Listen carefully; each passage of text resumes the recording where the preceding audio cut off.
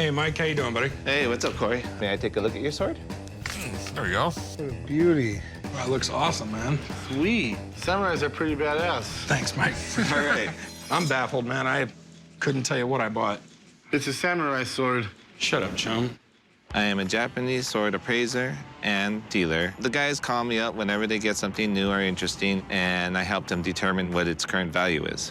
After World War II, it's estimated about 3 million Japanese swords came out of Japan that were confiscated by the occupation forces. Most likely, this is something like that. Okay. Samurais are pretty badass.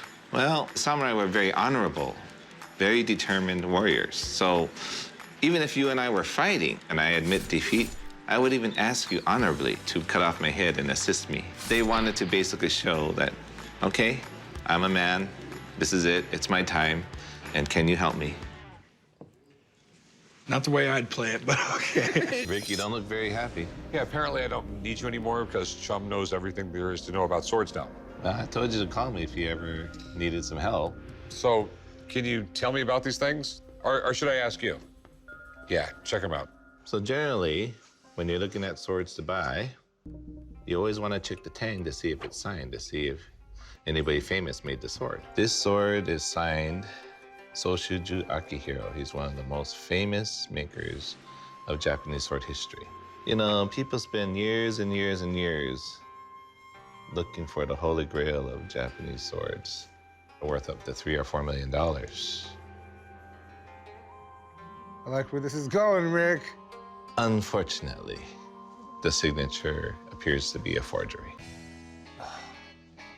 Well, let me take a look at the handle with your permission. Absolutely.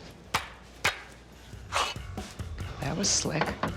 So this blade is actually very interesting because during the 1800s, there was a great rebellion and a civil war going on, and many factions were trying to take over Japan. This blade was made in 1863 by Nagahiro and was given to the Lord of Choshu to protect Japan against enemies of the emperor, the imperial family, and especially against the Tokugawa, or the military leader. So this is quite an important sword, historically. May I take a look at your sword? Oh, absolutely. Right ahead. You know, swords like this, they're laminated and they're made with like about 33,000 layers of steel. Yes, sir. So their cutting ability is unparalleled. During World War II, there was footage of one that cut through a machine gun barrel. Wow. This was very prominent around 1000 to around the late 1200s. And swords in that time period are well worth anywhere from $50,000 up to $4 million. It is really rare to find a sword from the 1200s in fully intact condition. Getting a sword like that is kind of like winning the lotto. So tell me, is it real? We have to remove the handle to take a look at the signature.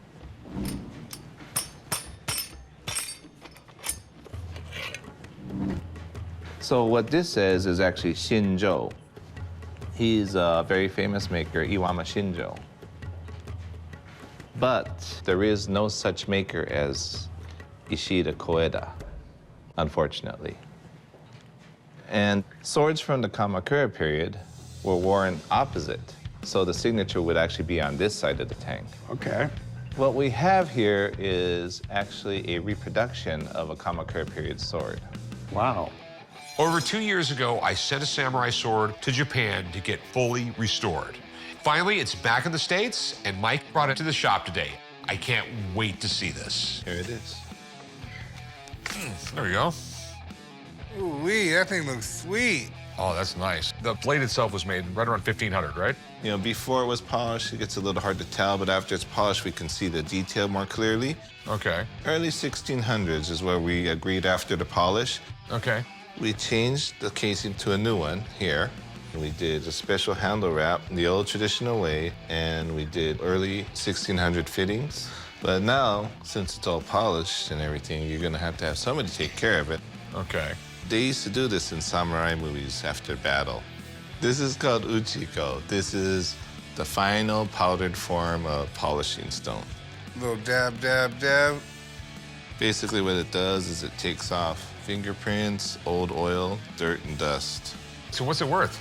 I'd say you're looking at the sword's value in around the 35 to 40,000 territory. I think I did all right.